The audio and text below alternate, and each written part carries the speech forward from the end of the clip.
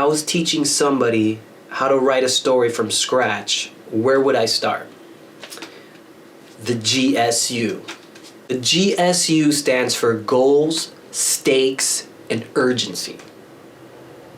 That's it. Goals, stakes, and urgency. Those three ingredients is what's going to give your story life. It's going to give your story purpose and motivation. So let's get into it.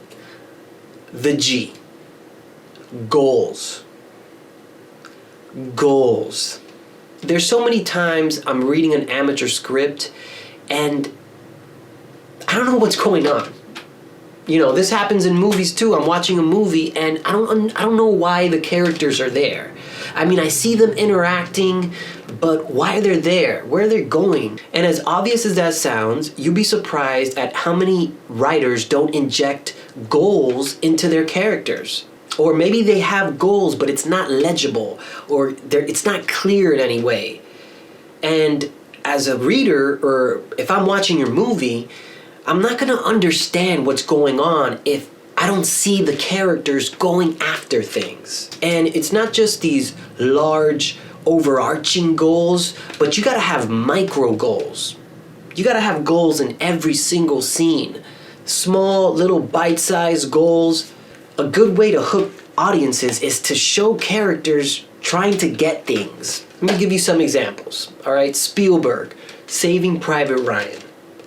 You have these large overarching goals like defeating the Germans, rescuing this Private Ryan, but the story is full of these micro goals. Destroying a tank, taking out this sniper, clearing out this machine gun nest.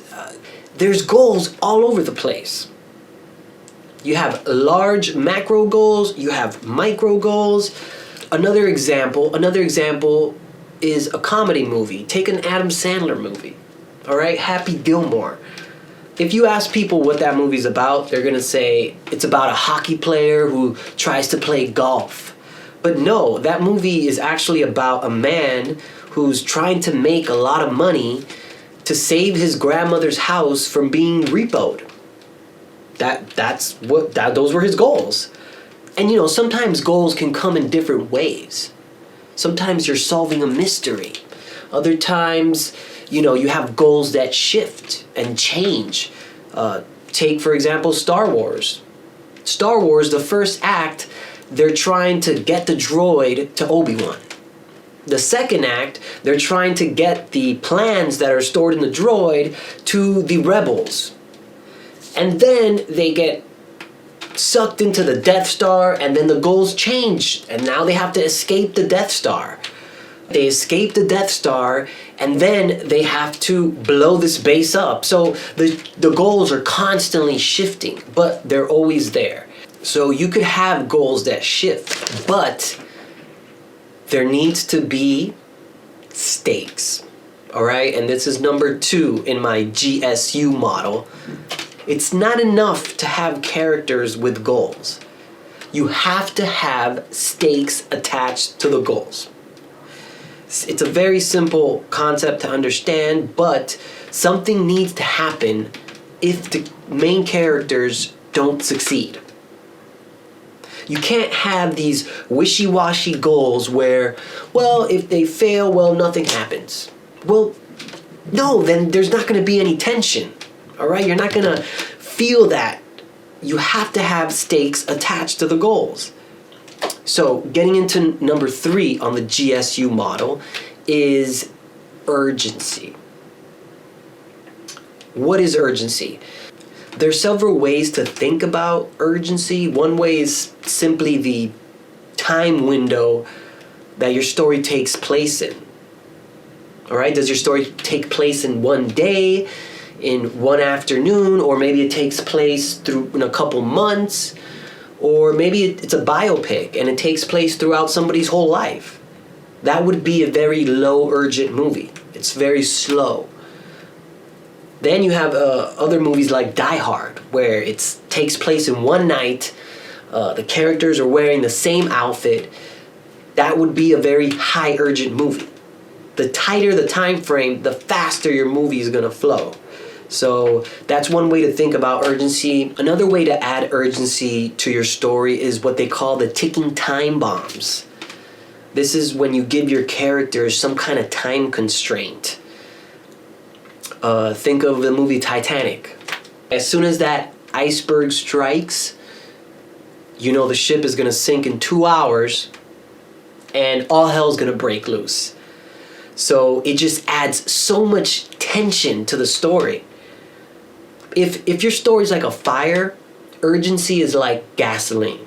It's going to just fuel the fire. Another example is Speed. All right, that's a very clever ticking time bomb where Keanu Reeves' character, he's riding this bus and it's fused with a bomb and he can't slow the bus down, so he has to constantly be speeding. All right, there's different ways to go about it. Ticking time bombs are not just doomsday scenarios or big events where sometimes they're very simple. Like think of Breaking Bad. All right, Breaking Bad is a master class of amazing storytelling. There's a scene where Walt needs to plant some bugs into Hank's office so he can know what's going on and what they're talking about. So, you know, a normal writer, and Hank's office is in a police station, so already the stakes are high. Vince Gilligan, being the master writer that he is, he writes it where he has Hank go get coffee while Walt is sitting in the room, and then Walt tries to plant the bugs while Hank is right there trying to getting coffee, and he's gonna be back in 2 minutes. So it just creates all this tension. Plus, Walt and Hank, being brother-in-law, were having a very emotional discussion in between him planting these bugs. So that just adds another layer to that scene. You know, and at the end, Walt ends up planting the bug in a picture frame of Hank and his wife, right in his family photo. These are master writers, okay? It's such a simple scene, but those time constraints, all right, that's just gonna make your story fly. Another way to inject urgency into your story is foreshadowing events. So let's say you have this big event coming up in your story. It's the climax or it's the middle of the movie.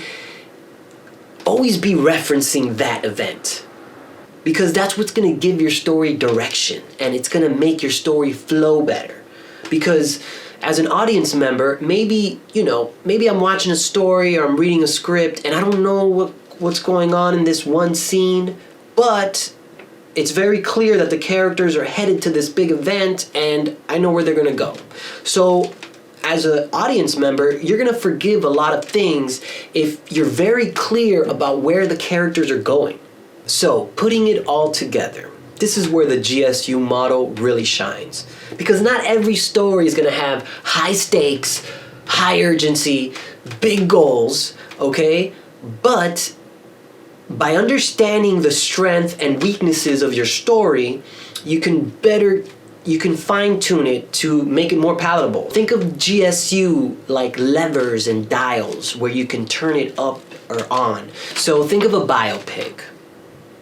Biopics usually are very low urgent movies. They take place throughout a character's life, but biopics are usually have very strong characters that have big ambitions, big goals. There's somebody usually very important, so it balances it out. If your story has low urgency and low stakes, then your goals have to be super high.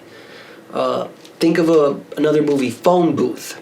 This is a movie where the whole story takes place in a phone booth. The guy's on the phone and he can't leave the phone booth because there's a sniper that shoots every time he tries to leave the phone booth. That movie takes place in real time, 2 hours, the length of the movie. All right, so that's a movie that has super high urgency. Every time he leaves the phone booth, he could get killed. Plus, when he's talking to the guy on the phone, he's getting blackmailed. So the stakes are super high, but the main character, you know, the goals are very unclear. You know, he's on the phone. I guess he's trying to get out, but that's really it. He has no real goals. So if you have a character that has low goals, well, then your stakes, your urgency, they gotta be turned up high. Think of a slasher horror flick, Halloween. All right, Halloween, it takes place in one day. So it's a very high urgent movie, high stakes. It's a man trying to kill you. But the main characters, they have no goals. They're very wishy-washy. It's vague. It's unclear. They're just kind of there. So yeah, all right. If your goals are low, then your stakes, your urgency, they gotta be high. If you have big goals, big ambitious character, well then maybe your stakes and your urgency could take a hit. So you play with the levels here, and this is what makes the technique so powerful. I hope you guys learned something. I'm gonna be making more videos talking about some of these concepts, so tune in.